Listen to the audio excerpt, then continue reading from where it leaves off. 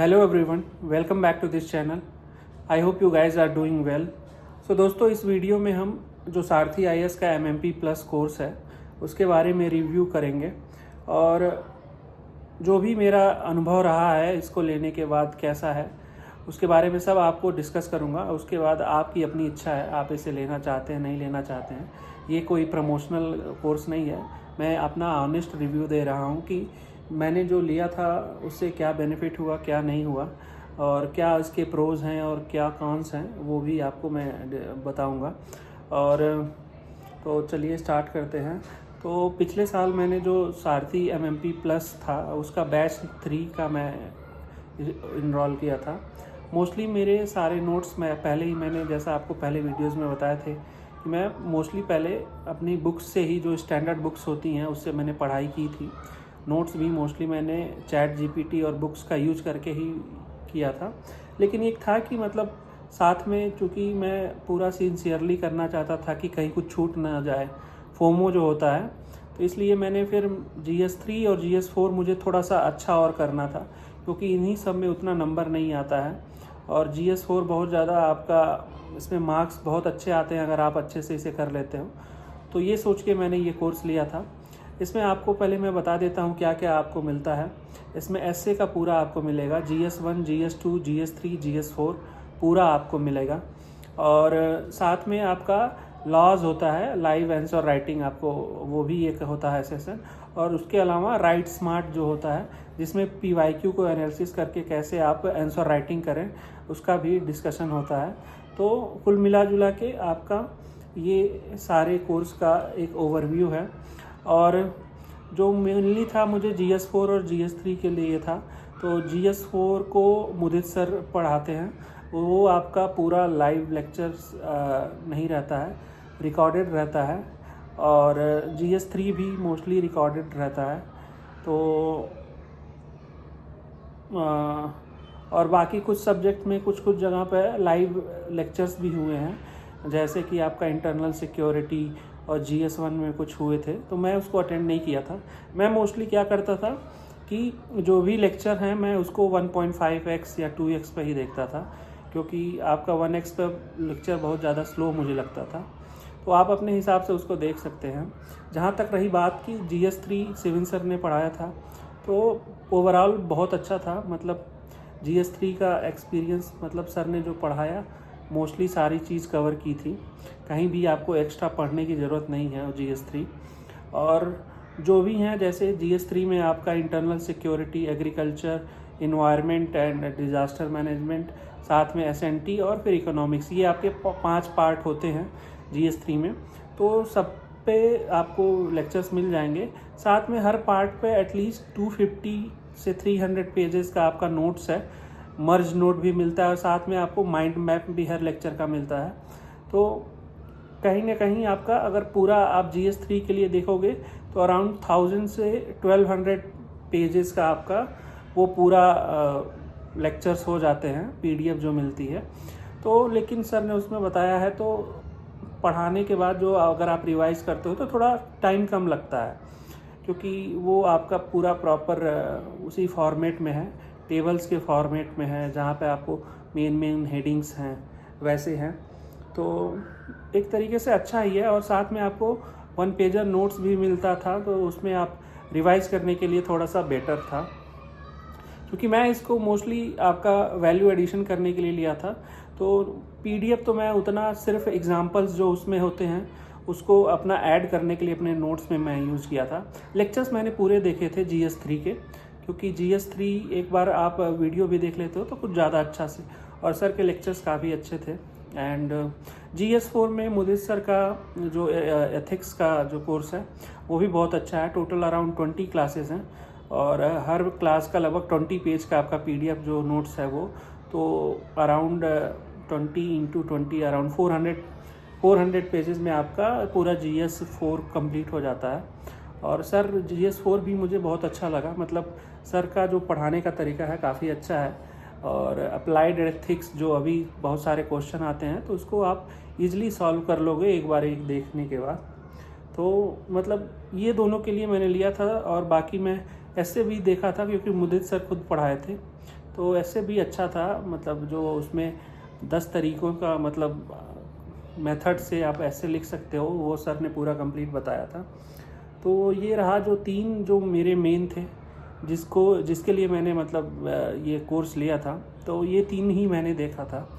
GS2 में कुछ lectures मैंने देखे, उसमें कुछ आतिश माथुर सर ने पहले पढ़ाया था, बाद में उसमें इंटरनेशनल रिलेशन आपके वरुण सर थे, वो पढ़ाए थे।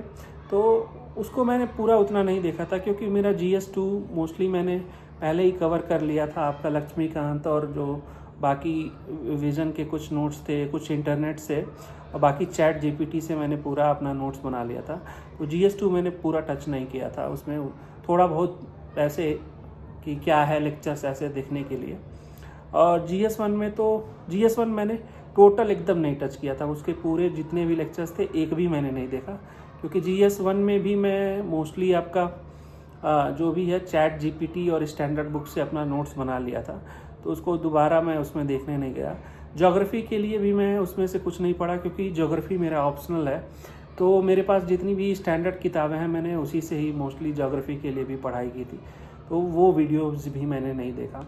तो ये आपका ओवरऑल आपका हो गया जो मेंस का जो मेन GS 1, 2, 3, 4 और ऐसे वो बहुत ये मतलब ये 5 आपको इसमें पूरा हो जाएगा।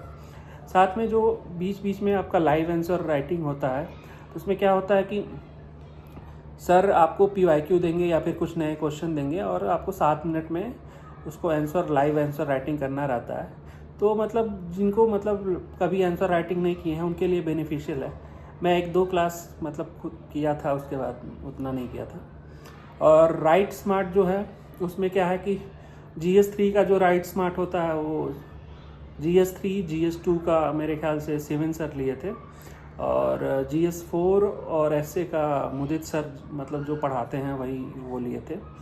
तो राइट स्मार्ट भी मैंने मतलब देखा था। सिवन सर का जो स्टार्टिंग के लेक्चर्स थे 8-10 मैंने राइट स्मार्ट देखे। उसमें आपको कैसे आंसर राइटिंग करनी है, इंट्रोडक्शन कैसे होना चाहिए, कंक्लूजन कैसे होना चाहिए, और कैसे आप सोच पाओगे मतलब किसी भी क्वेश्चन को अगर आप आता है तो डिफरेंट मेथड से आप उसको ईजिली पॉइंट्स निकाल लो। तो वो काफ़ी अच्छा था। मतलब एक अगर आपको थोड़ा भी आंसर राइटिंग की भी कोई जानकारी नहीं है, तो राइट स्मार्ट काफ़ी आपको हेल्पफुल रहेगा। तो ये आपका ओवरऑल मेरा ये था कि मतलब मुझे GS3 भी बहुत अच्छा लगा, और GS4 साथ में राइट स्मार्ट भी अच्छा है उसका।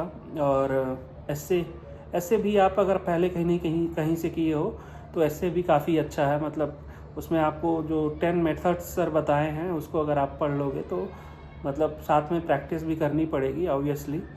तो ये ओवरऑल आपका मेरे ख्याल से एक कम बजट में 10,000 11,000 मेरे ख्याल से उसका प्राइस है।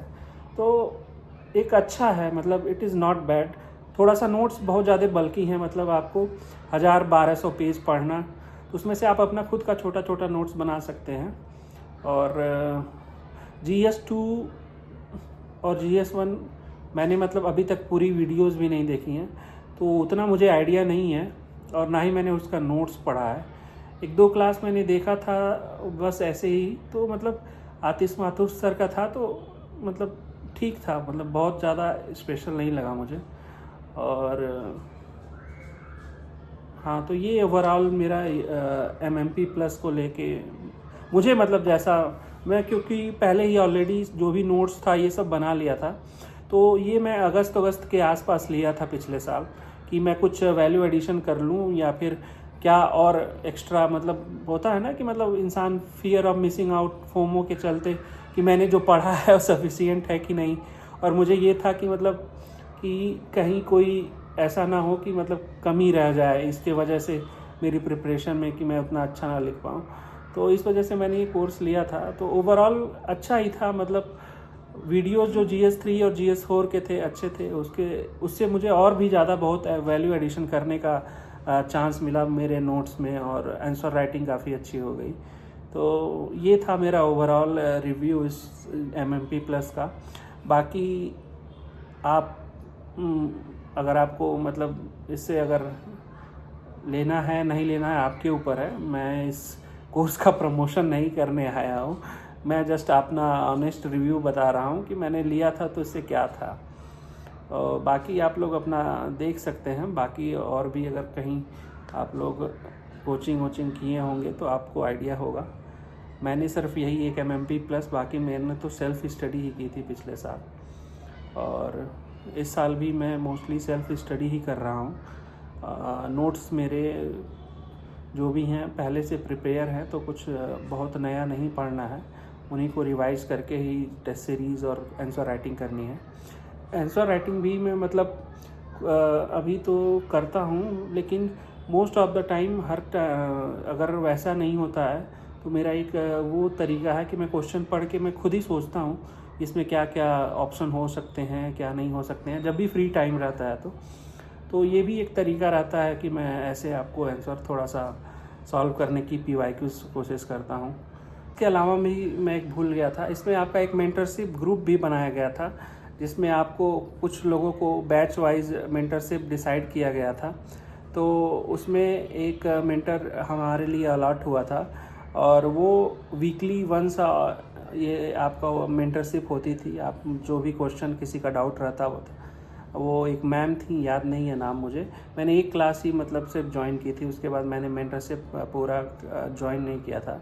उसका भी वीडियो मतलब जो लाइव होता है वो आपके ऐप पे रहता है, मतलब उसको आप ऐप पे बाद में भी देख सकते हो। तो ये एक एडिशनल जो था ये भी था, उसमें आपका मेंटरशिप 1 to 1 नहीं कह सकते, लेकिन हाँ 8-10 लोगों के लिए एक मेंटर असाइन हुआ था। तो इस प्रोग्राम का ये भी एक अच्छा सा पॉइंट था कि आप एनालिसिस कर सकते हो, मेंटर से आप बात कर सकते हो। सो इस वीडियो में इतना ही दोस्तों, मिलता हूँ आपसे अगले वीडियो में। टेक केयर, जय हिंद।